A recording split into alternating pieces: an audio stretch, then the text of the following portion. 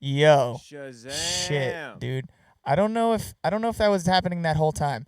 So I'm gonna just start that over, if that's cool. Start what over? All right. So this is episode number 3 of the Be Yourself, Do It Yourself podcast, presented by the 914 Collective. I think I was just muted for a minute because I'm still learning how to do things. But we are here today. I have Robin Alcantara, one of my longtime homies. He is a mural artist, an illustrator, a skateboarder, a cyclist, and he's a guy that does a lot of things, and he is very authentic and very DIY, so that's why I wanted to have him here today. Thanks, AJ. That's fucking rad. Dude, I love you, man. Oh, man, likewise. Cheers with the beer. You got your beer, right? All right, good. Cheers. Make sure you brought it down. This episode is sponsored by Model O's. Even though we're drinking Heineken. Yes. Yes. I'm really excited to have Robin here. Robin does a lot of things. If you're watching live, thank you for being here. What up, Nelson? What's up, Casey? What's up, Angelina? What's good, AJ? What up, world? What's good, I said Angelina already, I think. So what's good, everybody? If you are listening to this post-production, because these will be on all the podcast streaming services, thanks for listening. Please follow or subscribe on whatever you're on, whether that's Apple, Spotify, YouTube, etc.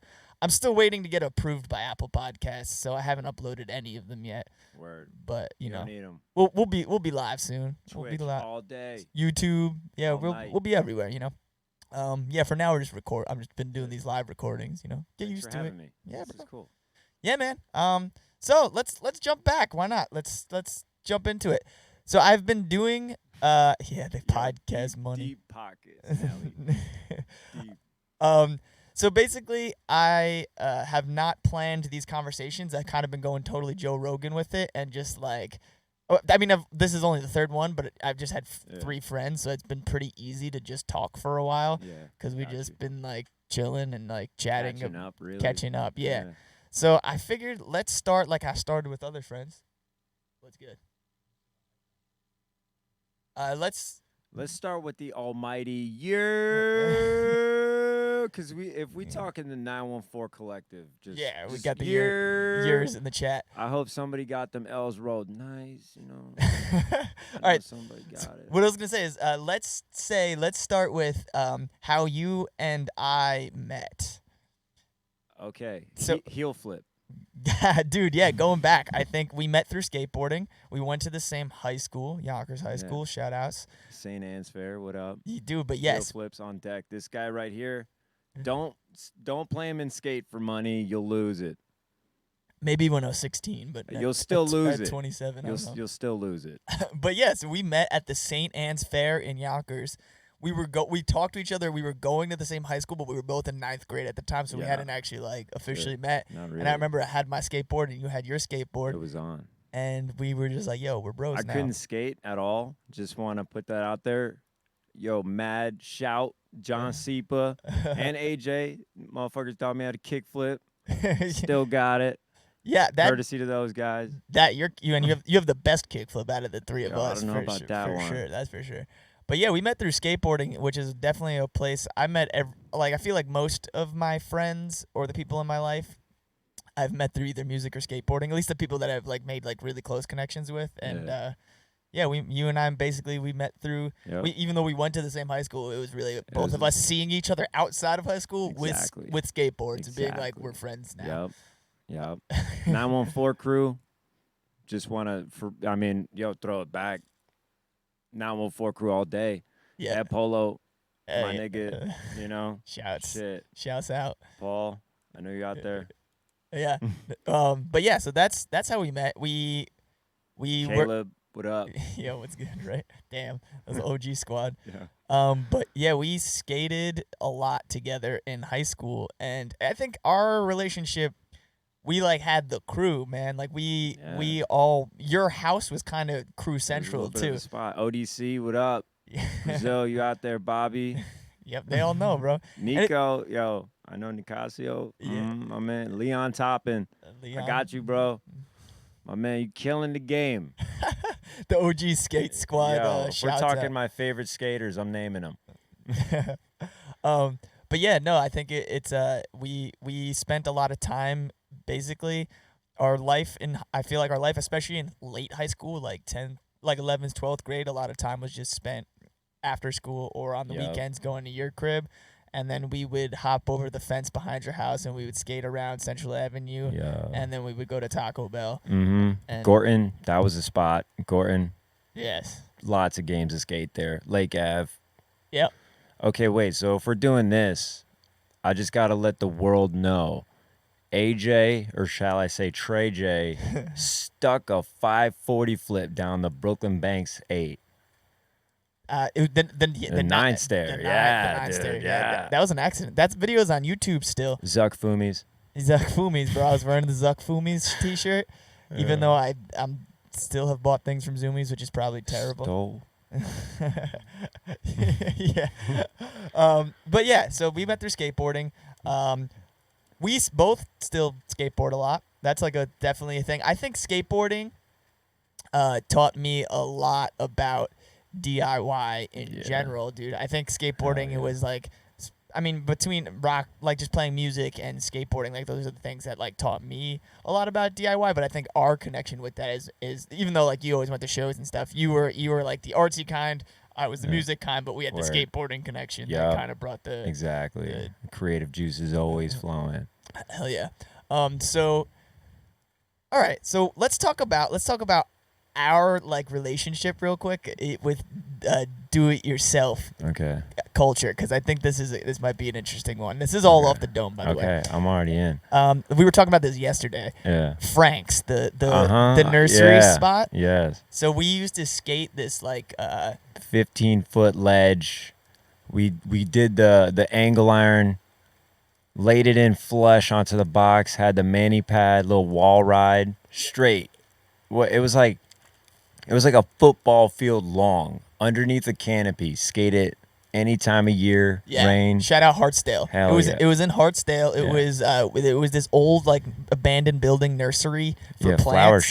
Flower shop for plants, and we Second Nature killed it there too on some DIY. Yeah, we built a bunch of people had just basically jumped in and started building a skate park within it until it got found out and got shut down by the town or whatever. Charge it to the game. Yeah, it was down to this by the town. They kind of broke to the next one. They broke all their stuff. But I think it was cool because it was like for us, like we would go there with the intentions of building something. Yeah, practicing and building. Because like there was all sorts of ways that you could take what was already there and then apply it to be a little different to get the same like obstacles to get like do the wall ride to the ledge instead of just skating the ledge alone today. You know? Yeah. How could you make the line different? Yeah, dude. And I think that was like a very DIY mentality we had, because we as skateboarders, especially in high school, like we didn't have cars and we didn't have a skate park. Like in Yonkers now there's a beautiful skate park, but that was built Courtesy thanks to my man. Yeah, that was big shout. OG move for sure. But you were a big part of that, man. We were all a big part of it, but like it was AJ and John spearheaded the movement. We got this petition.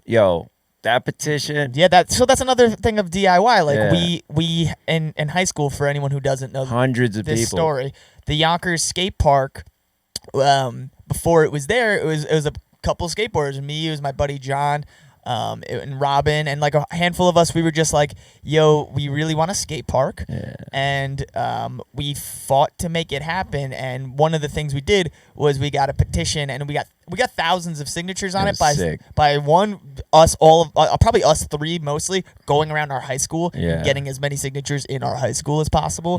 But then also going to Murray's skating rink every single Friday and Saturday and standing out there and getting all the middle school and high school kids that were there to just sign the thing, because we just knew that hundreds of kids were going to be there every weekend to do it. So we were just that was the chill spot. And even if they weren't skateboarders, we knew we could be like, yo, would you be down to sign this to help us get a skate park? And they're like, okay, sure. Yeah, it takes 2 seconds. They probably gave fakes.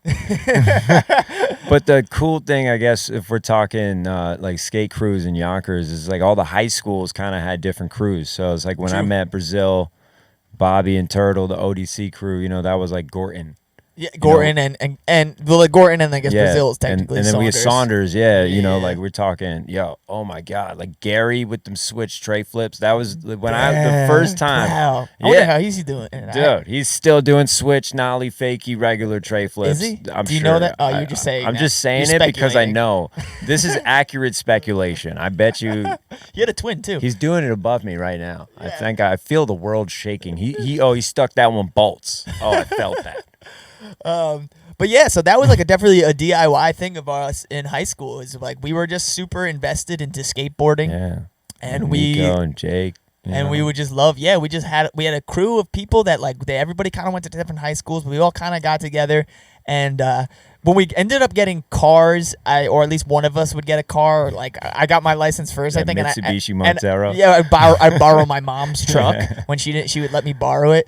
We would all get into it and we'd go to Ardsley. That or was Throgsneck, Yeah, because or- once we got the cars, then we were able to go like further in, because usually it would be just like taking the train if we're getting into the city or whatever. But then like once you got the car, that's when I started going to Throgsneck to go skate over there. For sure. That's where I met Gio, my man. I saw that nollie flip. I see it, man. Yeah, and you still rocking it. So that was one thing, and then the other part of it was that I think we were all just like through that. I think we all learned a lot of lessons about just like, hey, if you want some shit, Being in the street. if you want, I mean, just skateboarding, taking the bus everywhere. I started taking the bus when I was like 13, 14 years old to go skate places. And I know you very similar. Yeah. Like we would just hop on the bus because we didn't have, And but then I think troop that, it from wherever. I think, what I was gonna say is I think that when we got the skate park built and we realized like it was happening, even though it didn't get officially done, almost coming up on 10 years this November. But we were graduating high school. We were in senior year of high school at the time. But I think just making it happen, it was I think for at least for me, and I can't speak for you, but I would say that it was like a real like, yo, if you want some shit to happen, like you just like you do it. You got it. You just like try to make it happen, and it's like. And I think from that experience, I learned a lot more about, like, I don't know the word, like, I didn't know the idea of DIY at the time. I had no idea. I've never heard of that in my life. But you were just living it. But we were living it, right? Like, as a collective of people, like, Yeah. we were just, like, living it. And I think it was a learning experience for me. I don't know about you. For sure. Every day of it. Yeah. But the cool thing about once like we were able to like take this dream and make it real of having a skate park, that's when all the crews just united. Yeah. It was so ill. Yeah, because then we all had a space to go, a spot to and go then go out. from there, wherever. Right. And we had Duck Pond, maybe. You're right. You know? Yeah, dude. That shit was cool. But then, all right, so then let's move on. Let's move on from that. Like skateboarding, obviously we can talk about that for like 20 hours probably. But like, I think that leads us into like how we met and like our life in high school was like, even though we were kind of like hooligans, like we were like hooligans that like wanted to make shit happen. Yeah, and we did. And then, okay, cool. So so that happened, right? And then with the Ghost Skate Day events. So let's keep it with the realm of skateboarding just a little bit. Yes, yes. I moved to Philly in 2011, and that was like the dopest move. I had no choice but to do it. I'm glad I did it. Right. And like out there, we were always just like hosting like events, but it was just us chilling. But we would roll so deep that it was like an event, you know? Right. Yeah. So- That was the thing is like, it was like we would text someone on Monday and be like, oh, yo, Saturday we're going to do a thing at the skate park. Yeah. And like 30 people would show Yeah. up. So it ended up being Yeah, an event. And then there was trying always it. live music involved too. Yes. Yeah. So I took all this, and when I went to Philly, that's when I had the crib in South Philly. You know, you were there. Yep. And that was PS 118. Yo, big shout. Yeah. Candace is in the house. Right, hold on. My sister bring showed Candace, up. Bring Candace into Yo, the Candissimo. Candace into the frame. Yo, keep it safe, socially distanced. Socially I got 6 feet on him. Yeah, but y'all we're are 6 close. we're 6 feet. Okay, well, yo, big shout. I know you know. House parties in Philly. Yeah, that's that do it yourself, you know? Yeah, no, for sure. And I remember we It was played sick. one of them, Yeah. which was literally fun. In And I- my basement. Yeah, and I remember Yeah. that one, it was packed. It was like a packed basement in Philly, and like that was a big thing. Like throwing house shows and realizing that you can make your own thing from And nothing. everybody could get paid too. Yeah, and everybody That can get was paid it. because you just go, yo, you guys down to throw any amount of money into this like hat, and then just like people would throw 5, people would throw 10, people would Yeah. throw 3, people would Yeah. throw whatever they had. But it always worked. It always worked, and it was like but the other cool part about it was like I think it brought like community people around too, because like I remember like your college homies would come through, but like But also the hood took care of us because I was living in Point Breeze, and that was a rough neighborhood. And I remember there's random people that would knock on the door and they're like, "Yo, can we come in here and like chill? We hear shit's happening." And it was, and they were welcome. Yeah. PS 118 was the spot. We used to do art shows. So let me just throw this one out there so people realize the space. So next to the crib was an open lot. Then there was our spot, and then the one to the left of that. The barbershop? Not yet. Almost there. That's 5 spot. I'll get into that one in a minute. But yeah, so next to us was Worm, and he was like the neighborhood OG. Uh-huh. And then his son's name was Lil Worm. Like anyway, so they were dope, and they would play music all the time in their basement. They were chilling. They were the coolest people ever. But they just liked me in particular because I was always friendly with them. I would just kick it, and we were just chilling. They're always telling me stories. And then next to his spot was the $5 haircut spot, 5 spot. I remember they were open at like 3 a.m. Yeah, you get a lineup any time of day. They get Dusty Shoddy in the back. You're safe. But yeah, dude, that was a great night. I remember just that night at your crib. I only went to that one. I know you lock your fridge. Anybody who's trying to do this, I'm going to give you a valuable lesson. Because I was one of these people where I'd go to a house party and I'd eat your food. Yo, you got to lock your fridge. Yeah, so when it came time for me to throw a party, I was like, yup, okay. Clear the whole cabinets out, put it in my room, put a U-lock on the fridge. Nobody was eating my food. Yeah, good call, dude. Yeah, good call. So that's, take that as you will. All right, so let's talk about why you moved to Philly. Yeah. Yeah, let's talk about why you moved to Philly. So you moved to Philly to go to the University of Arts. Yeah. Which in high school was definitely like art was your thing. Like I knew art was your thing, but I feel like after high school you really like is when you kind of started to like really blossom in art. Because Yonkers has a shitty budget, Yeah. So like if we're talking budget cuts, that was the first one. Music and art every time, you know. Always. So there wasn't much encouragement for these types of artists in the Yonkers public schools to kind of have a space to flourish, right? So like I was good at art, but there's no place for somebody to recognize it like a teacher and like try to push it forward. Like, yo, you should do this, you just gotta, if you're interested in somebody, you write their name in graffiti style letterings and you catch their attention, So for Spitting Game, try that one out. It works. That's how I got into it. Yeah, no, I was like, word, graffiti could get me. That, and I remember skateboarding. Dude. Yeah. Like, you were super into, like, painting skateboards. Yeah, that was cool. Yeah, so that actually, that was encouragement from Kim Kratz Cortese. I got one. Thank you. Okay. Cheers. And she actually made me paint a skateboard, and then she applied it to like an art contest without me knowing. She took it to an auto body shop. And like enamel sprayed the board to give it a shine. She entered it into a contest and then I won. So then I kind of had that in my pocket. I was like horrible in my senior year of high school. I was just not passing any classes or nothing. So like I didn't get into any schools that I wanted to. I slept in the SATs. Just fun fact, I did that. They'll let you sleep. They won't wake you up. We got lazy. I feel like all of us got lazy. Senior year wasn't so good, but either way, the big takeaway was that one day I got a piece of artwork from a place called U Arts. Never even looked into them or nothing. And the first page was this Philadelphia skateboard painting and an Eli, which was the senior illustration show for their school, and Miss Kratz had just entered my skateboard and it won in that contest. So I went with my mom. This is a fun story. I'm going to tell you this one. This is a really good one. So we're going to Philly. It's my portfolio from like 4 months of work with Miss Kratz. And then, to get to the mega bus, you had got to get to the west side of Manhattan. So we took the 4 train to 149th. We did the transfer onto the 2 at Grand Concourse.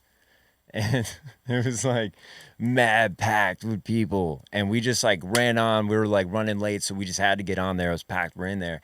And then there was just like You know, it goes like the 3 doors, and then on the 2 far side of the doors, like the 3-seater and the 2-seater. It's like that big space before you like walk in between the cars. Yeah. It was like blocked off by this lady who had laid like newspaper all over the floor, and she had a shopping cart with some clothes in it, and it just stunk like so bad. It was horrible. And it's express from there until the first stop in Manhattan, so you're kind of there for a while. And my mom's looking at me. Everybody's on the train. Is like, yo, this is horrible. And I'm just like in awe because I'm right next to her, and I'm looking down, and she's got like a Barbie book, and she's just like ripping the pages out of this book, like real calm. And then we finally like, she finishes. She puts the book away. We make it to Manhattan, and everybody just runs off the car to the next train car. And then we get in there, and then you could still see through the window, so I could still see what she's doing. And then this was so funny. She turns towards the crowd in the train car she's in, so her backside is facing us in the train car that we went into, and she just pulled her pants down and she started like wiping herself like with these Barbie books, and my mom is just like can't look away, and I didn't look. I was like, and there's a dude who's standing right in front of me. He's like, his face glows up. He looks at me. He's like, yo, you seen that shit? I'm like, nah. And then he was like, you know, he like tells me what happened, but like my mom is still scarred from that. And then we made it to the bus on time. I got to Philly, showed them like these 4 skateboards I had painted, and they were like, cool, you're in. And it was crazy, but that was like, yeah, I don't think I've taken the 2 trains since then. Dude, that's that's sick. I mean, that sounds like New York City. Yeah, that was New York City. Yeah, bro, that sounds like New York City. Philly's not much different. I mean, yeah, bro. People in urban settings, yeah, it's the same. But yo, that's dope. So all right. So you, like we're saying, like at the end of high school, you moved into Philly. You were like U Arts. What was when you moved to U Arts? What was the goal? Like, what was the goal? Because I know for me, like college, when I went to college freshman year, the goal changed from freshman to senior year. Did you have like, do you remember like what the specific, like, I'm going into this school to try to do this was? Word. That's a really good question. So the goal was just to pass, because I had to keep my scholarship, you know, so that was number one. But I was so new to art that I didn't know. But I always knew that like the end game for my artistic career is just to paint skateboards, snowboards, and, you know, surfboards, everything. Just is that still the goal? Hell yeah. Okay. Hell yeah. But like that's not like, it's hard to get into that when you're just a street skater and you don't really know like the OGs who are like manufacturing these boards. You're not chilling with like Schmidt, Professor Schmidt, you know, like, right. And I don't know anybody who's doing that. Like, we're just buying like skateboards, you know. So like I guess like the if we're talking DIY, the culture, the first step is getting into the culture, you know. So like, yeah, no, for sure. I didn't have that step to be able to get into like designing skateboards and like doing all that, but I knew that I had to take a road that would eventually lead me back to it. So I guess that was the goal, that just and just maintaining a 3.2 GPA. Word. I mean, that's dope. So, all right. So, what did you study exactly? What was it? Was illustration, and it was from the jump. You know, there's like electives that you take. Like I took screen printing. That was dope. That taught me how to be like a graphic artist. Yeah. That was really sick. Sure. Cause like I wasn't much of a painter. I actually had, this is cool. I had a painter a painting professor that told me I was so bad at painting that I should just never do it because I wouldn't make a career out of it. So that's actually how I got really good at illustrating with pen and ink. Okay. And that translated into the screen printing. And that's like my bread and butter still. Yeah. And I never thought I'd be a painter. You know? Yeah, that's insane, dude. He was like, no, you suck. Just draw. Was it more like I want to prove you wrong type? Nah. Because you know, you kind of believe them. You're in the like, oh, you're the professor. Okay, yeah, you're right. I suck. I'm just gonna draw because that, like, okay, if I focus on that, I can make a career out of that because you're the professor and you say that. So yeah, I'll listen to you. You know, so like I never was like, I'm gonna prove you wrong. I'm gonna get the painting. No, I was like, no, I'm gonna refine my chops where you say I should. Right. You know. Cool. I mean, I guess Yeah, yeah, I see where you're coming from, but I feel like I get that goes back to the drive thing. You know, Yeah. you have to have the drive to like be like, all right, well, this guy said I suck, Yeah. and I want to get better, Yeah. Right. so I'm gonna get better. Yeah. So all right, Natural. so moving from there, I know you did a lot through college. What would you say was your like biggest accomplishment in Philly? Because before, obviously, you live back in New York now, but like, what was the big Philly accomplishment? Skateboarding and friendships. You know, Yeah. because like the school, I was gonna get the knowledge regardless, right? Like, Right. because I knew that I was there to refine those chops, you know, and just to make it through.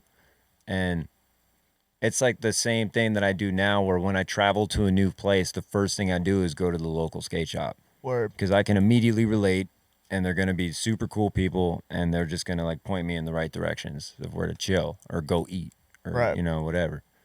So then, that's actually how I met Jamal Smith, because he used to work at the Nocturnal on South Third. No, South Third. I'm thinking I'm in Williamsburg. It was on Third Street and South Street Mm-hmm. in Philly. That's where that Nocturnal was before they moved it up. And he worked there. He was super chill. He'd just get stoned all the time, and we would just listen to hip hop music, and he'd watch skateboarding, and I would just chill. For anyone who doesn't know Jamal Smith, he's like a really super sick skateboarder. He's really good at like transition skateboarding, but like in like a really techie street kind of way for anyone who likes It's skateboarding. water. He's got the water technique. Yeah, he's wild. Yeah. He's really good at just like everything. Yeah. So that was really cool, because then this is how I met. Yo, big shout to my homie Sebastian Bohr. What up? I know you're not tuning in, but you my nigga regardless, bro. Delaware, Philly, what up? So he saw me with the Habitat skateboard. I just got it, and he gave me a heat check. He was like, "Yo, you're the only person I've seen who knows how to handle themselves on one of those. Like, yo, keep up." I was like, "All right, word." So we skated all the way to City Hall. Now it's not there anymore. Rest in peace to like those legendary spots in Philly, like Love Park, City Hall. And so we went in the terminal, and we're just following each other around. You know, it's just like sizing my skill up. And then we skated all through Center City, made it down to South Philly on Washington. And that's like, once you pass Washington, I'm not going to get too far into it just because like that's secret. But like that's where the DIY really starts to kick in. You know? Yeah, yeah. It's like the street spots in Center City, but then it's like once you pass like Spring Garden, that's where it like now the DIY starts to kick in there. And they have a sick culture, you know? So it's like the first step to the DIY is put yourself in the culture. So No, yeah, that's what you have to do, man. Yeah. You have to put yourself in what already exists, and then find your place in it. yeah, because they're not going to accept you right away, especially like, yo, you're out of towner. Yeah, you can skate. Yo, play me a game of skate. You know, there's like the proving, like, and that's what's so sick. That's the skin in the game in anything that anybody does. You know. Yeah, no, So- for sure. But yeah, so then after that, that's when you start to meet more friends, because that for me was it. Like, okay, we all skateboarded. Like, this was it. Okay, now we're getting into longboarding. Now we're getting into biking, because Philly is like the most bike friendly city ever. It's so flat, you know. Mhm. That's where I rode a track bike. And NWF. I'm not even gonna get into that, but anyway, skateboarding and art was all Philly. They have the Philadelphia Mural Arts program, so that was the appeal to me. Cause like you take the 4 train and then you see all the graffiti, right? Mm-hmm. And it's so sick. And then you go and you take the blue line in Philly, and like you see the same artistic graffiti. The style is so different, but it's so ill, you know. And over there, the mural arts program doesn't allow for much advertising, so it gives the room for like artistic vision on buildings. So, you know, living there, I'd see these big paintings, and I was like, yo, that's sick. You know, so I was here illustrating. I love to just be outside moving around, but I'm at a desk trying to illustrate all hunched over. You know, like Right. it's whack. And then I remember, so this was Jason Greenberg is a good professor. He hit me with a cool line. I was like, yo, you guys trained me up to be this like editorial illustrator, because that's what you like to get into, like New Yorker magazine. Like that type of illustration is like what they're training us to be able to do, because you could just flip those jobs. They're hard to get though. I'm like, yo, you guys trained me up to be this type of artist. Like, what if I just want to paint murals? And it's that same deal with just put yourself in the culture. He was like, yo, just find a place and just go for it. So okay, so that's awesome. That's tight. That's dope. So that, I guess that leads into you moving back to New York. Is that kind of what you were looking for immediately? Immediately. You were like, I want to paint murals. Immediately, You're like, dude, whatever yeah. job it is to paint murals. Immediately. Cool. That's dope. Yeah. That's so then, I never knew that. I never. Yeah, dude, there you go. So there's actually a wall in Philly that I definitely still have my eyes on. I'm gonna paint it, but it's a matter of time, patience. So do you look at that as like a skate spot in skateboarding? You're like, yo, I'm gonna skate that I eventually. didn't even think about that, dude. Right? Like, yo. like I'm gonna skate that eventually, or like Yeah. there's this sick spot I want to hit up, and now you like You, look keep tabs on it. You when you drive around, like we got skateboard eyes, so we're like, yo, that spot like was sick. Yeah, yo, like, I gotta remember where that is. Do you do that with walls now? Hell yeah, dude. Yeah, I have to. And it's cool because I'm like looking at I'm always looking at the world different just from like a skateboarding lens, because like regular architecture is just going to look different because you're going to apply it in a different manner. And it's kind of like in the same way where you're looking at, buildings. Like, okay, I want to paint that. Like, how would I paint it?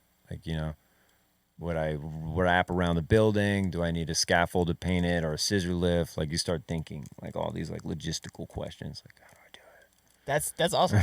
That's dope though. That's really dude. That's really cool. Yeah. It's cool. It's like an interesting idea to think about. Like, I don't know. I think creative people always look at everything in a different lens than people that just like, I don't know. Like for me, like for example, when I wanted to like open up a small like DIY venue, every single space I looked at, I started thinking about it in that terms of like, how can I change it? Well, not even that. Is like, is it around houses? Yeah. Is it like, is it like ideal for me to be loud in and like, and it didn't matter. Like, it could be this massive space that I would never be able to afford right now, but I would still like you think gotta of scope it out because you make a plan. You're thinking like everything you look at. You're like, is this gonna be good for the thing I want to use? Yeah, exactly, dude. Yeah. And even though you'll probably never use that specific thing, like, but you take that mindset and you just keep applying it to like new things. Yeah, that's cool. Yeah. So I moved back in 2015 from Philly, and that's when I worked for a hand painted billboard company, and I was doing commercial work from the ground up. And you're still doing that. Still doing it. Yeah. Yeah. We painted some cool stuff for the Morning Breath is like a screen printing collective. Mm-hmm. The dude Jake, super cool, and I painted their artwork back in the beginning of May, and that was as a thank you to all the first responders. Yo, thank you for real. Cheers. Crazy times. Crazy times. But yeah, man. So I actually that was cool. That was a lot of work because I learned how to do like hang-in suspended scaffolding. Never done that before. That was like my biggest challenge, and yeah, so it's like you put yourself in this culture that's completely foreign. You're scared every day, like, yo, climb a 40-foot ladder in the pouring rain with 250 feet of rope all like bundled up over your shoulder, like climb up this ladder, like that's the stuff that we're doing to get these walls painted. Everything is extreme. It's crazy. And is it I could imagine it's a very like, for anyone who doesn't know, like Robin paints like really big walls. Yeah, like we're talking big. like full sides of buildings. Yeah, all of it. And but not enough of it with advertising. I'm just saying. That's just. Well, I'll put the plug in if you want to see any of his stuff. It's on Instagram. You're NYC_Alcantara, right? Yeah. Yeah. So check out his stuff because it's like really crazy. I'll put it in the description or whatever too. I'll put his Instagram. But I would imagine it's a team building exercise. Like one person doesn't get a wall like that size like done. Like you need a lot of hands on deck and a lot of like communication between everybody. And it's similar in like the skateboarding culture, like all these cultures, the music culture, the skateboarding culture, the sign painting culture. It's like that same level of you do this thing with this group of people and you like nerd out on it to this crazy level. That you build a kinship like while you're doing it, like you build your scene while you're doing it. Oh yeah. So yeah, I knew the illest wall dogs. That's what we call ourselves, as wall dogs. That's sick. It's because we're hanging in the like off the side of a building with the rope like with the rope grabber on the rope and a lanyard clipped in, so you're like dragging your leash around while you're painting. That's like awesome, some old dude. school terminology. That's awesome. So let's talk about your recent like endeavors, because you just went to Chicago. Yeah, that was cool. We had to do it. That we reproduced the photograph taken by Bob Adelman in 1960s. I can't remember the exact year, but it was the sanitation strike workers, the I Am a Man photo. Mm-hmm. We did that. It's in Wicker Park off the Blue Line. The photo's amazing, dude. Yeah, like dude. the photo of your paintings, like it's incredible. Like It's fun. it's cool. And so all right, so let's talk about it. It's a black man holding a sign that says "I am a man." And yeah. so what's the history behind that picture? Is this you said like it's just the Yeah, like so a strike? two people died at a sanitation company. Okay, And the owners were just like, no, it's whatever. it's crazy. Literally just no. Yeah. But like, so that's the thing. Like there's always like, man, I'm not even gonna go down that road. That's deep conspiratorial. I'll leave that one for the off the clock. I'm with But anyway, the big point is that they let these two men die and didn't acknowledge it because to them they weren't men. They were just numbers in the cog in the machine. This is like the problem with this capitalism, right? So basically everybody then striked and they were carrying the I Am a Man because that's exactly what they were protesting. Like, okay, so we don't matter. If we die on a job, it doesn't matter. Right. So that's what sparked that. And then Martin Luther King actually went down to be a part of that strike. And that's where he was later murdered, assassinated. Insane. So, yeah, but, because right now, there's no hiding it. This is civil rights part 2, episode 2, That's why I wanted to paint that. I was gonna say, so that was gonna be my next question. Is like, what specifically made you want to paint? I'm assuming you had a big like idea or a big factor in like picking that photograph specifically. Yeah. I would imagine. Yeah, for sure. Okay, so what was it like about that specific thing that you were like, yo, we gotta paint this? Man, that's deep. 'Cause like as you're skating, right? Let's take it back to that'll be my like cornerstone here is like, so you're in the street, right? Yeah. Usually you're where you're not supposed to be. So police interaction is just common. And, the amount of police interaction that people of color have to deal with from like when they're like old enough to be on the street on their own until like forever later, trying to grow up through it. You start kind of realizing that to them, like, no, you're not a child or you're not a teenager or you're not a man. You're just somebody who's gonna like, and like, I can't speak for everybody, but when I say this, it's like sometimes it feels like they're just kind of picking you out to make an example of you, so you're just like constantly getting picked on. So now, flash forward to this past decade, 2010 to 2020, just like police brutality alone, that starts to make people ask like bigger questions, like why is it that this percentage of people just keeps getting murdered in the street by police, So it starts asking that question, like, are they less than man?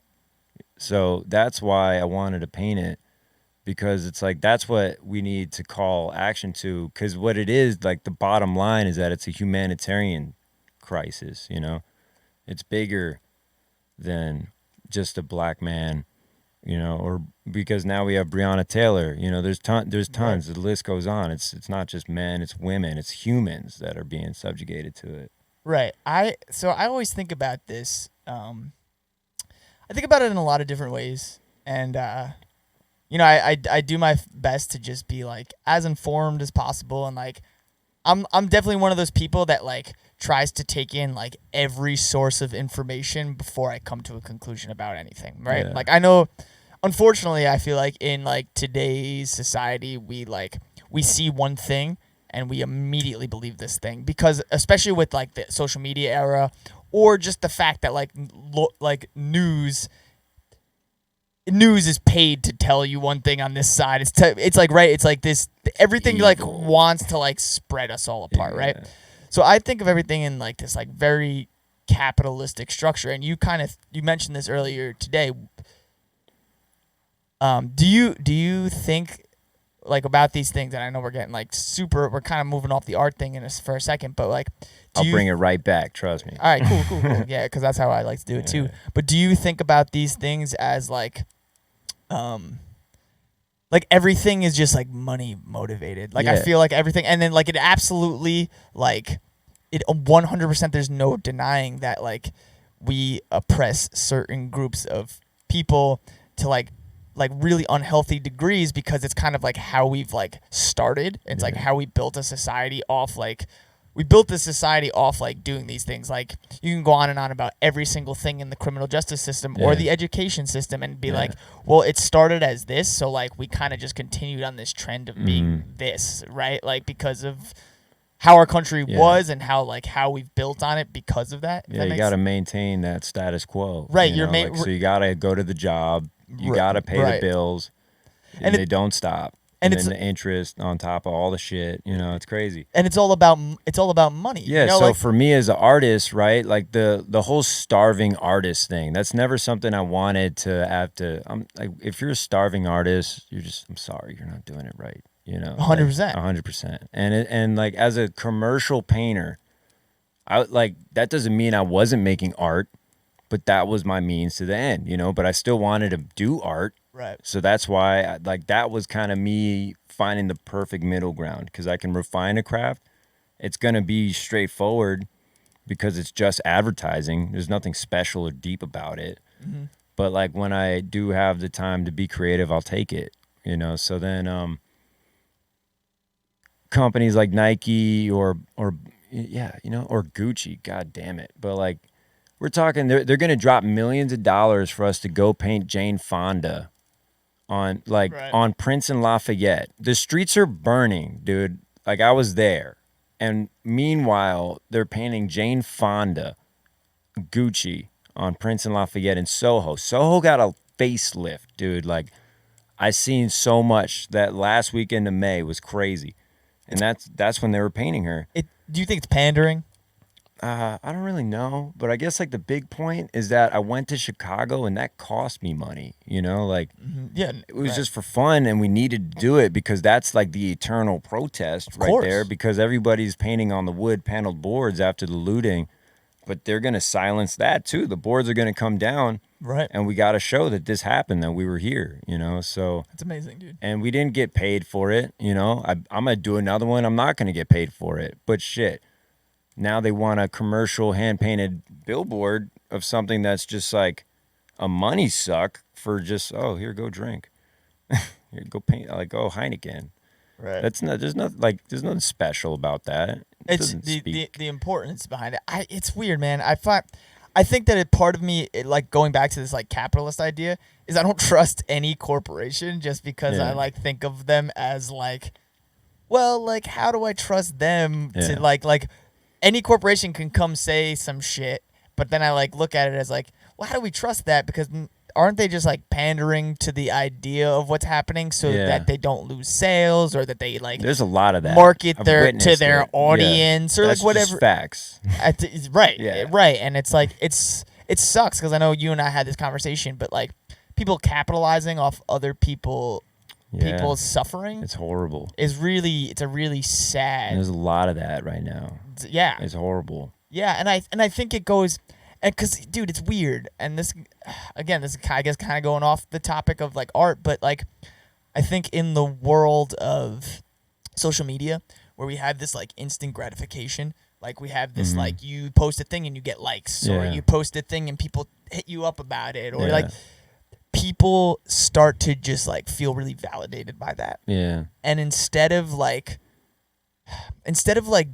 being human about things, they choose to do the thing that they think is going to get them the most clout and validation. Right. And it's like, it's sad because it's like, again, you're taking like real things and you're almost like, it's unfair to the people who like are dead from it, because people are dying from this. That's like what people need to remember, and I'm sorry that I got to keep it so real, but like just being in the street as much as I have been, like I've witnessed nothing but war tactics.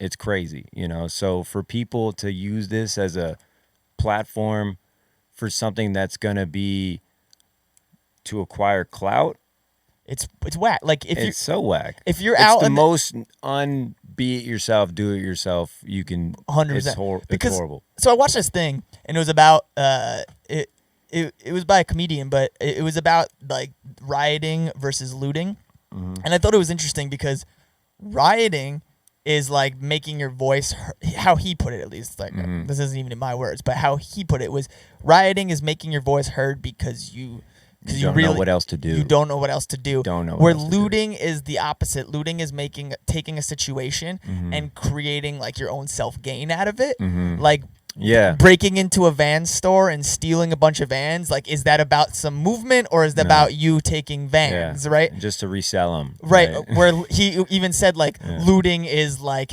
an Instagram photographer or like influencer going to a protest to take pictures at the protest to show they were at the protest instead of like being at the protest to like stand with people and that kind of idea. And I think that in a lot of small ways, even when people don't mean it, they mean the best, they mean like they really mean to be doing the right thing, people do that.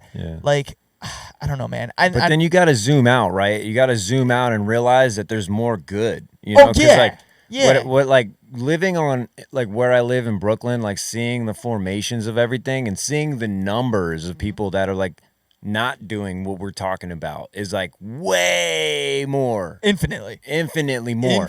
And that's what's so beautiful about what's happening. Right. Because I think, I don't know, it's this weird dynamic where everyone thinks, this might even be an unpopular opinion, everyone thinks they have some like platform, but in reality, like, we're all just human beings and like our platform is together in the physical form. 100%. Like being a virtual, like, it's not that it's like, I think the social media is amazing to get information out, to spread the word about amazing things. So I don't want that to be misconstrued at all, because it really is. It's like this whole movement would probably be a lot less without social media because it helped to get a lot of information out, right? But I think that it gets reversed when people go into it being like, well, what can I get out of this time? Can I like make some like stance that gets me more clout than the next person? Can I be by the end of it? And there's and that goes on both sides, because like there's the people that are like totally over here that are like, well, this movement's horrible, but then there's people that are totally over here that are like, well, look how woke I am. Yeah, people are like blacking out Black Lives Matters in the street and calling that racist. So like when I paint walls, I'm trying to paint walls with like, you need to work to disrespect that. And I'll even tip my hat off to you. Like, if you could disrespect the wall that I paint, that's amazing. I'm going to give you some props there, you know? Oh, yeah. And it's like cool that everybody paints on the ground. Like, keep doing that. I want to see more of that, more and more and more of that. Make it harder for people to block it out.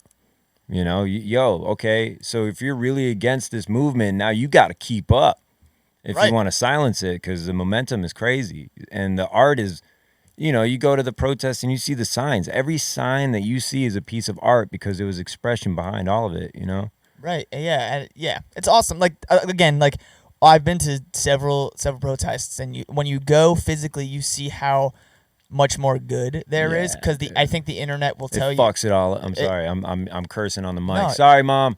No, dude, you're good on the curses. I'm totally with that. But like, be yourself, bro. Yeah, hell yeah. Okay, then exactly. Sorry, I just messed everybody's ears up, but that was the almighty one. But the point that I'm gonna make here is that after the first 2 weeks of just wilding out in the streets, you know, like, I'm getting phone calls.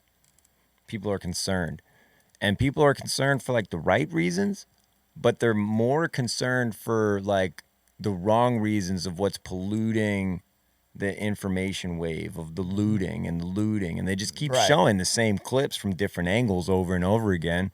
But then there's like 500 other marches happening everywhere, and it's all like the most peaceful protests you could see. So then when this level of promoting looting is going on, now they're going to be able to justify the martial law that eventually comes into effect, you know? Right. So like all the police brutality that ended up coming from a protest against police brutality is because like they keep highlighting the negative. Right, where where when you like, for example, the protests that I have attended have been nothing but peaceful. I will say I did go to the one that was like kind of, nothing got like violent, but it was kind of gross. There was some gross aspects to it, which was you can't ignore it. Yeah. I mean, I went to in Tarrytown or Sleepy Hollow, I think it was technically. I went to a Black Lives Matter protest that happened in the same park as the Back the Blue protest or rally or whatever you want to, whatever you call it. And that one got gross. Yeah, and it got gross in the sense that like, it just didn't seem like conversation wanted to be had. Because people don't listen. They think they're listening, but while they hear you, they're thinking about their rebuttal. Exactly. Instead of like having conversation, and that part of it was gross. But I think that I've been to, I don't know, you see the human nature of really like what everything, man. Like I mean, you know, like I grew up with my dad's a cop. Well, he's retired now, but my dad. Much respect too, because he's an OG for sure. Yeah, man. I hope he's listening, because if you are, man, we love you. Yeah, my dad was a police officer. He became a cop when I was 2 years old, and my uncle is currently the Yonkers Police Union president. Mm-hmm. And like I think that a lot of I think that people just like, as much as like there's so many issues with every system we have set in place, because again, capitalism, right? We're all looking for money, and not, I don't mean we're all, but you know, like this the system set in place is built to keep the rich people really rich while keeping the poor people down and keeping the middle class working towards everybody else, right? Money gets stuck, dude. Right, and then we take out the humanity out of things so much, because that's what like is fed to us on a daily basis. I think it's a tactic to keep everybody here and like here, so and focused on yourself, which is good, right? Like you definitely need to have a lot of knowledge of yourself, like be your own best friend, but you got to be able to zoom out, right? And then it's like you zoom out bigger than what's happening here and look at the world. It's tough. There's a lot of anxiety and stress that'll come with once you start to think about that, right? But you can't ignore it. And the reason why we're here today is also because it's been a decade of war, you know. It's facts. I know people who have been refugees for over 8 years now. You know, they don't have a home. They're not going to it anytime soon. It's been destroyed. So, like, that's what keeps driving me to produce art, because they respected it so much and they want to make their own art, but they can't because they don't have the resources to do it. Yeah. So, like, when I think of all the energy that's been created over the past 2 months, like, I see, like, the artistic expression of it, right? Like I'm here creating artwork, listening to the noises of the street. Like everybody was breaking that curfew every night. And there was somebody who would drive around every night and you would hear dun dun dun dun dun dun dun dun dun dun dun. Yo, every night, dude, because martial law was really in effect. It was crazy. And it's crazy. I was like, I half said that was going to happen in March one day with my buddy, and I thought it was going to be related to COVID, and then it completely flipped, and it still happened, and it was still like a crazy like, well, this is a reality, like this can happen, and like it's because we strip the humanity out of everything, and like people get pushed to here and people get pushed to here instead of like all just listening to one another, because at the end of the day, like, it's like a weird thing to say, but like it's not a weird thing to say. It's like the reality, I think, is that we are controlled. Yeah, we're controlled by like a very like higher thing that like in a money-driven society. We're controlled to the point where people think it's harder to do good than it really is. 100%. I agree with that. It's not that hard. I think I don't know what you think about this, because I think that it is our individual selves that we have to figure out what our individual place in creating a better world is, right? Like I try to look at everything like, okay, none of us know everything. We're all trying to learn. We're all trying to, like, we've all been taught certain things. We've all been like, so we need to like keep learning and keep building and keep growing on that and figuring out like where our place is in making this place better. And you got to learn other cultures to do that. 100%. You know, 100%. You can't just always live in your bubble of like this, because everybody has this thing, this brain, Yeah. that's had a different experience. Yeah, man. No two people are the same here. That's the beauty of humans. Right. But it can also be the detriment because Yeah. people stop looking, like people start thinking like, oh, this person thinks something different than me, then like we don't agree, we're not on the same page, and it's like, whoa, wait. People forgot Let's how talk. to agree to disagree. You People know? forgot And how that- to agree. And that's Yeah. why it's gotten so messed up, because there's no meeting in the middle anymore. So that's why, you know, like part code of the street is to stay in your lane. You know, you need to know how to maneuver lanes, Right. but you like stay in your lane in the sense it's like if you want to know how you're gonna chip in, you got to think like, what am I the best at? You Right, know? right. Like, what am I the best at, and how can I help give it to somebody? That's how I try to think about it all. It's because I think I think that people have coerced that in a sense, in a lot of ways, into being like, you have to do this because everybody else is doing this. And it's not that. Like, that's not what life is. Yeah. Like, we all live our own lives. For sure. Right? We all have our own paths, and we all have our own experiences and our own, like, I don't know, we have our own thing, right? And, like, to act like we have to all, like, fit some kind of mold is not, it's just not what life is. And, like, You'll never be happy. you'll never be happy if you try to do anything but be yourself. Be yourself and do what you're best at. You Do know, what 'cause you're best at, and make everyone that a has way it. to contribute Yeah. to exactly a better place, a Yeah. better place to live. Because we all, like, as much as like these systems that we have in place, in a lot of ways we're working towards making them better, but they suck. Yeah. And we need to talk about how they suck. And we got to keep the conversation going. We got to keep the conversation going. That's how come I mentioned the issue with the budget cuts early on with the Yonkers public school system. You know, Right. like I know, mad people listening to this right now can agree on that. right. They No, didn't have the opportunity because the school system didn't have the budget to help. right. And that's like, that part sucks. Yeah. But I think that it is super important for us to recognize, like, that this is what we have right now. Mm-hmm.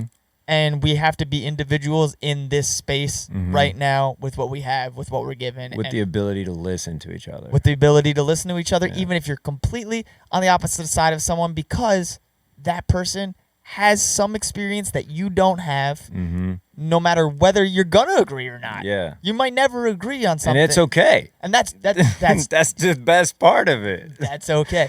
And I think that you do a hell of a job. I love watching you do your thing because you do a hell of a job at that. You Dude, go out thanks, and you're man. like, I'm gonna paint my Yeah. thing Yeah. because like it's what I believe and Yeah. it's what I want to do, and I'm good at art, and art is Yeah. my way to contribute to Yeah. society, and art is my way to make this place a little bit more tolerable. Yeah, because I think what ends up happening is people keep seeing the negative in the world and they don't know how to make positive of it, and then so you get stuck, and that's the loop, right? So Gives me like, so much anxiety. yeah, and for a lot of us, especially artists, the best way to come up, you just have to be in the street. You got to be out. You got to be heard. You got to let people know, and that's a vulnerable place to be, you know. So Agreed.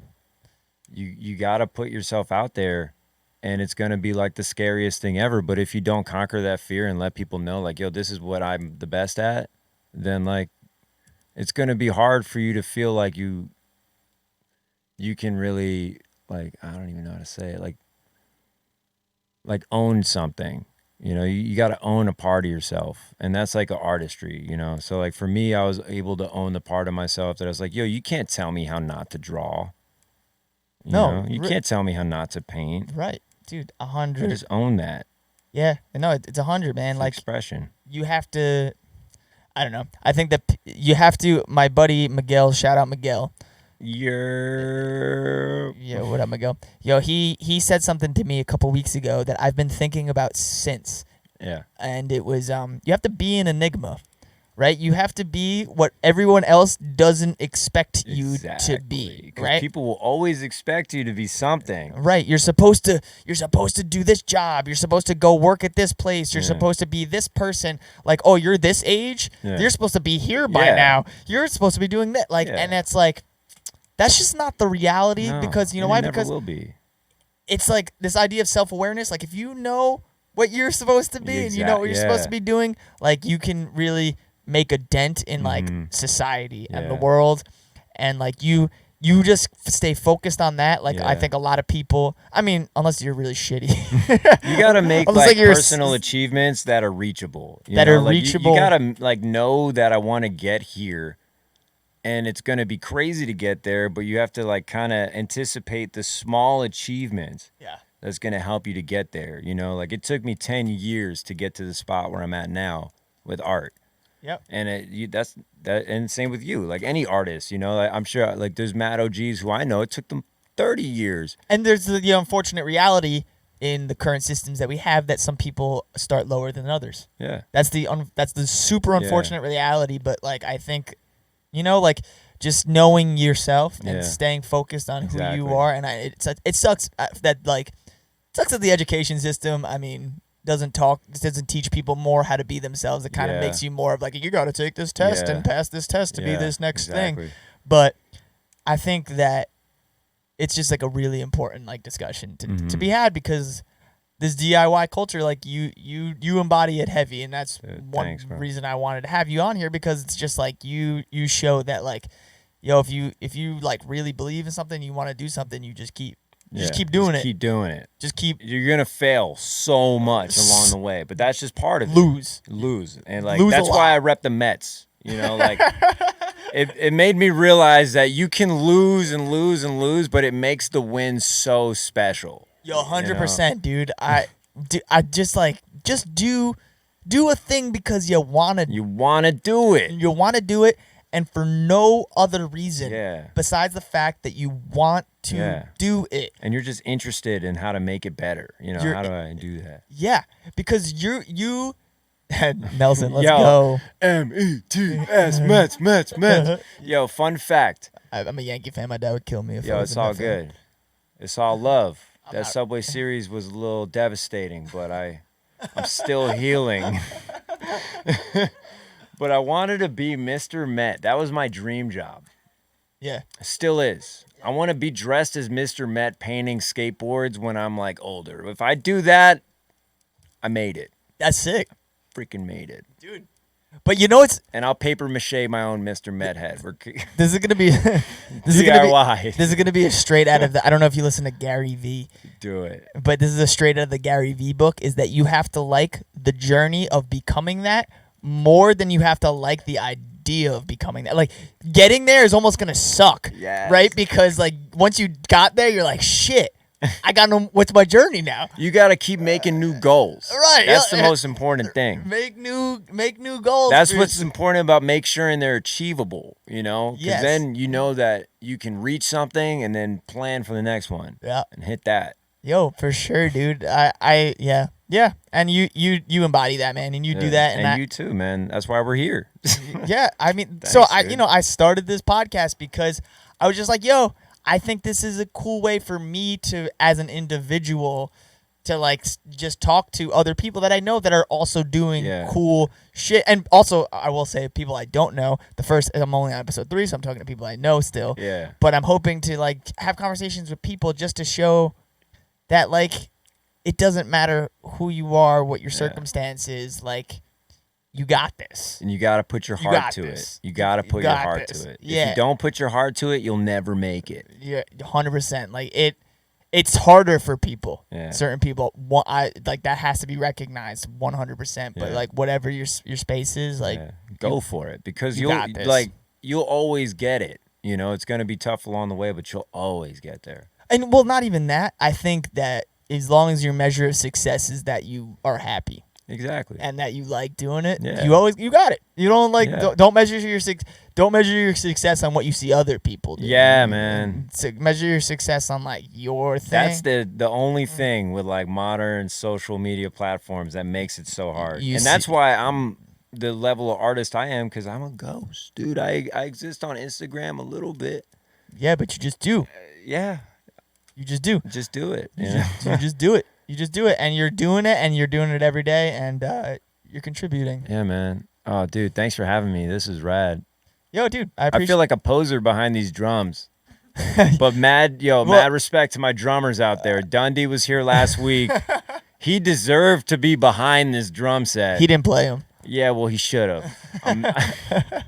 Well, Damn it, Donald. Honestly, you're behind the drums because if we put you here, you'd be in a weird frame in the camera. Yeah. We've set the camera angle up here for AJ and I to play the shake out This lives. is good. This is great. This is fun. It's weird to be here. Happy to be here. Stoked that you're here. Yeah, Good to man. see you, Stoked that Candace is here. Candace AJ, has been what sitting up? right here. AJ's upstairs. Yeah, man. All right, so you let's moving forward from that. That was awesome. That was cool. That was fun. That was the first time I had like a deep conversation. Well, not that I shouldn't say but like a deep conversation about current events. Yeah. On this, which is dude. People got to stay informed. You know, and then at least if they hear it from us, they know that it's coming from the real place. That it actually was like these people were there. You know. Yeah, They weren't looting.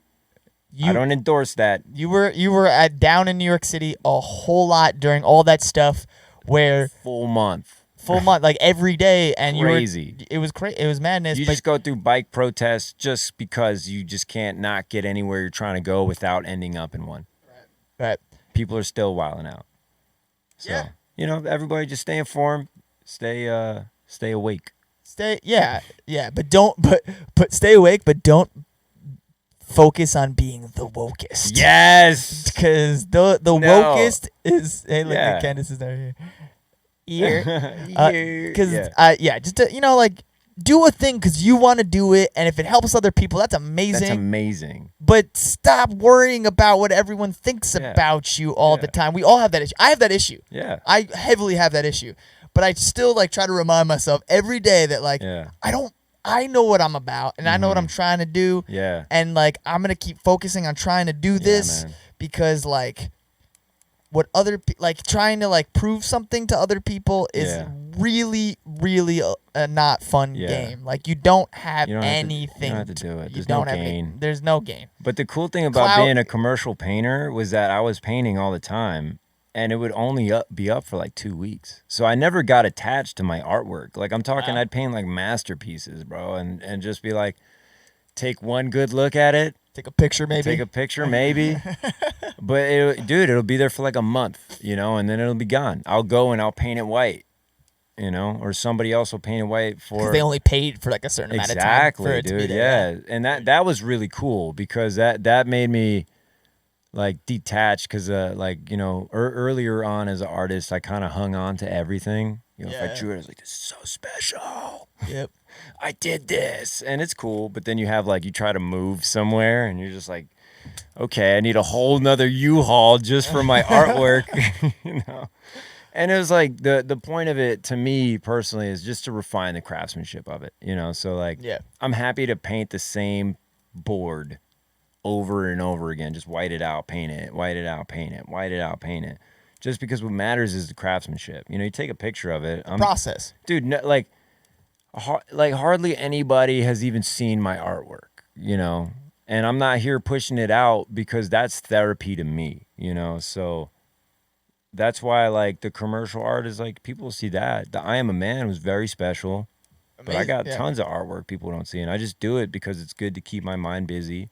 And then stay away from the hype of social media, So. Yeah, no, dude, I fuck with that. So moving forward, I know you got some cool stuff coming up. I know yours not like really truly like in the it's like kind of dropping its zone. Bit. But Robin's been doing some t-shirt game, dude. Printing some. If you're interested, hit me up on IG. You'll have the link in the Shakeout bio or whatever you've seen the tag on the. The 914 Collective. It's funny because this is.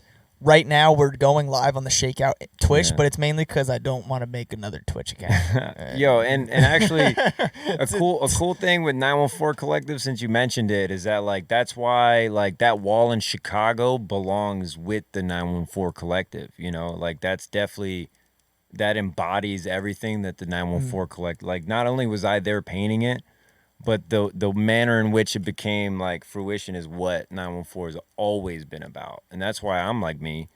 Because, I met the realest people I ever known here in this city. 100%, man. I am so grateful to have grown up in like a community that was so diverse and like loving and like welcome, because I think people are quick again, this experience thing, people are quick to jump on other people because, like, yo, you do not get this. But it's like some people really don't get it because of their experiences. That's fine. And that's fine. And, like, it's just conversations, right? Exactly. Like, people don't get things because of their experiences. But, like, I'm super grateful to I've known people like you, know people like Candace. Yeah. Like Candace, Candace, if you want to be on this podcast at some point, I would love to have you because Candace does her own thing too. That's why I turned out to be me. She's my older sister. Like she's super like everyone like especially in our circle of people are just like Nelson, who's in the chat. Like people just do a thing because they want it. They love it. That's what's so inspiring, dude. Everybody we met here does that. They just do it, man. They just do it. And anyone that's like stepping on anybody else's toes about doing it, it's just like, all right, peace. At the end of the day, like, yo. You're good. We're good on you. Yo, just put up or shut up. Yeah, put up or shut up, bro. Do your thing. Just keep it hip hop, like art. Just keep it hip. Anything you do, it's got to have skin in the game because there's natural competition. Yep. But like you could put up the shittiest thing, but you still put it up and that counts. 100%. I know we're probably going to close this out in a minute, but I was thinking about this before. Some people win the lottery, right? Like some people, they just fucking hit the lottery and they win millions of dollars randomly, kind of because they played the lottery, right? Like that happens. But that's like a 99.999%, where everybody else in the other, or I'm sorry, that's like a 0.111%. But everyone else in the 99.9%, y'all gotta work. Yeah, man. You gotta work for your shit. And you gotta do it. You have to. You just have to do it. You gotta work a little extra harder when you want to do something because you're gonna have to do something you don't want to do in order to create the avenue to do what you do want to do. Yo, Nelson said it perfectly. My 914 squad don't talk about it. They art about it. Yes. No gas, talk, just action.